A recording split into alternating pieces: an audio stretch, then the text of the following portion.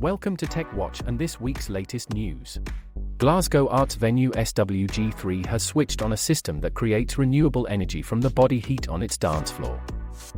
Dancers' heat is piped via a carrier fluid to 200-meter bore holes that can be charged like a thermal battery. The energy then travels back to the heat pumps, is upgraded to a suitable temperature and emitted back into SWG3. The owners say this will enable them to completely disconnect the venue's gas boilers, reducing its carbon emissions by about 70 tons of CO2 a year.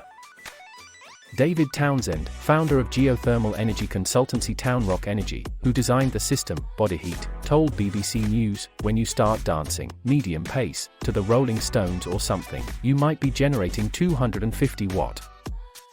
But if you've got a big DJ, absolutely slamming bass lines and making everyone jump up and down, you could be generating 500 to 600 watts of thermal energy." SWG3 Managing Director Andrew Fleming Brown said installing the system had been a leap of faith, but the venue was committed to achieving net zero carbon emissions by 2025. "Someone has to be that first investment," he said, "but it will hopefully pay off in time." What about energy bills? 3 years in the making, the thermal heating and cooling system cost just over £600,000 to install. To put in perspective, if we were to go down a more conventional route with typical air conditioning, then your costs would probably be about 10% of that, so £60,000, Mr. Fleming Brown said. But the savings on energy bills will make the investment recoverable in about 5 years, depending on costs.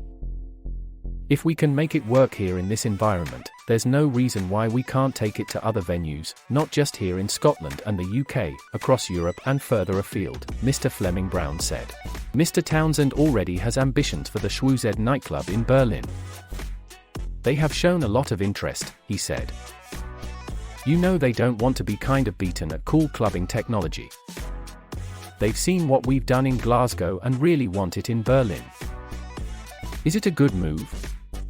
Dr. John Goers, Geoenergy, Carbon Capture and Storage Chair in the Earth Sciences Department at Durham University, said, "Heating water requires a lot of energy and it gives up that energy fairly slowly, so when you put that heat into the ground, it's fairly well insulated.